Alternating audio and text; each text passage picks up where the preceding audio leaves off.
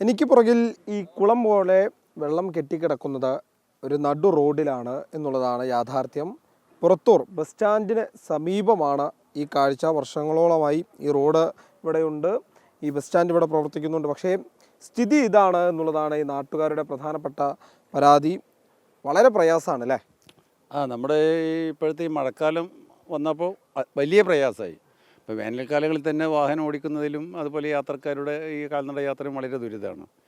ഇപ്പോൾ ഇന്നലെ രാവിലെ ഉണ്ടായ മഴ വളരെ അധികം രൂക്ഷത, വളരെയധികം വെള്ളം കെട്ടി നിന്ന് നാട്ടിലൊക്കെ വെള്ളക്കെട്ടായി.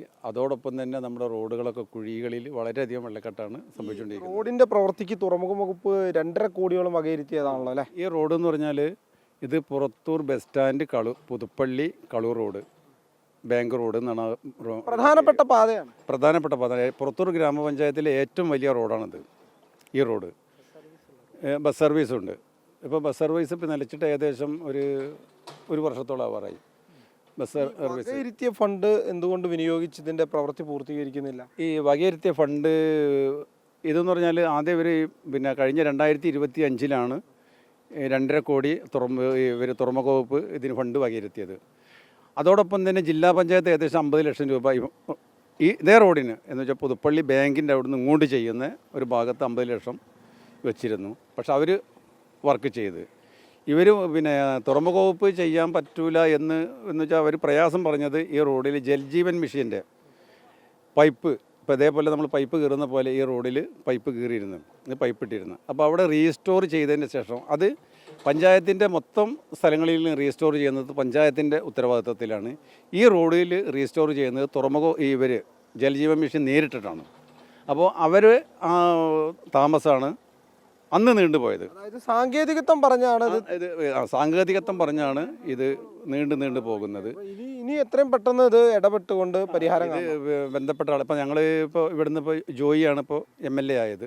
അപ്പോൾ കഴിഞ്ഞ KT ജലീൽ MLA ആയിരുന്ന സമയത്താണ് ഇതിന് ഫണ്ട് വെച്ചതും റോഡ് നിർമ്മാണ പ്രവൃത്തി ആരംഭിക്കുക എന്ന് പറഞ്ഞതും. അപ്പോൾ അത് നീണ്ടുപോയ അവസ്ഥയിൽ ഇപ്പോൾ നമ്മൾ ജോയിയുമായി ബന്ധപ്പെട്ട് അപ്പോൾ ജോയിക്കിപ്പോൾ ഈ പുതിയ MLA-മാർക്ക് 3 ദിവസത്തെ ഒരു പരിശീലനം നിയമസഭയിൽ നടന്നുകൊണ്ടിരിക്കുകയാണ്. അപ്പോൾ അത് കഴിഞ്ഞ് തിരുവനന്തപുരത്ത് എത്തിക്കഴിഞ്ഞാൽ വേണ്ടപ്പെട്ട ഉദ്യോഗസ്ഥന്മാർ, തുറമുഖ വകുപ്പ് ഉദ്യോഗസ്ഥന്മാരേറ്റും കരാറുകാരൻ്റെ ഒരു അനാസ്ഥതയിലുണ്ട് പണിയെടുക്കുക. കാരണം ടാറിന് വില കൂടി, മറ്റ് സാമഗ്രികൾക്ക് വില ഇടപെടാമെന്ന് MLA ഉൾപ്പെടെ പറഞ്ഞിട്ടുണ്ട്. അപ്പോൾ MLA വന്ന് തുറമുഖ വകുപ്പ് ഉദ്യോഗസ്ഥന്മാരുമായിട്ട് ബന്ധപ്പെട്ടിട്ട് ചർച്ച നടത്തി പരിഹാരം കാണും. വലിയ പ്രയാസമാണ് ഇത് കൂടി യാത്ര ചെയ്യാല്ലേ? കഴിഞ്ഞ 15 വർഷം ഇവിടെ ഭരിച്ചിരുന്നത് KT ജലീൽ MLA ആയിരുന്നു. പുള്ളി ഇവിടെ ഒന്നും ചെയ്തിട്ടില്ല എന്നാണ് യാഥാർത്ഥ്യം. അപ്പോൾ അതുകൊണ്ട് തന്നെ വളരെ ദുരിതത്തിലാണ് ഇപ്പോൾ നമ്മുടെ ഈ നാട്ടുകാരൊക്കെ ഉള്ളത്. വളരെ ദയനീയ അവസ്ഥയാണ്. യാത്ര ചെയ്യാൻ കുട്ടികൾക്കും മറ്റേ മുതിർന്നവർക്കൊക്കെ വളരെ ദയനീയ. ബസ് ജീവനക്കാരൊക്കെ പോകുന്നുണ്ട്. വലിയ പ്രയാസമല്ല റോഡ്?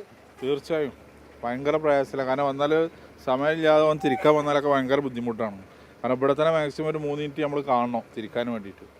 അങ്ങനത്തെ ഒരു അവസ്ഥയിലാണ് ഇപ്പോൾ ഇവിടുത്തെ പോണത്. പരിഹരിക്കണം. തീർച്ചയായും ഇത്രയും പെട്ടെന്ന് പരിഹരിച്ചാൽ അത്രയും ഞങ്ങൾക്ക് വരുമ്പോൾ ഇതിൻ്റെ സ്റ്റാൻഡ് ഫീസ് അടക്കം നമ്മൾ തിരൂർ കൊടുക്കുന്നുണ്ട്. അതുപോലെ ഒരു ടോയ്ലറ്റിൻ്റെ സംവിധാനം ഇല്ല തൊഴിലാളികൾക്ക്. ഇവിടെ വന്നു കഴിഞ്ഞാൽ പുറത്തോടെങ്കിലും പോകണം, അല്ലെങ്കിൽ വരുന്ന പള്ളിയിലെവിടെയെങ്കിലൊക്കെ ഇറങ്ങിയിട്ട് പോകണം ഇത് കേൾക്കാൻ. അങ്ങനെയാണ് അവരുടെ ഭാഗത്തു നിന്നുള്ള ഒരു പരാതി. വലിയ പ്രയാസം ഉണ്ടാക്കുന്നുണ്ട് അല്ലേ? അതെ, നല്ല പ്രയാസം തന്നെ നമുക്ക് കണ്ടാൽ തന്നെ മനസ്സിലാക്കാം.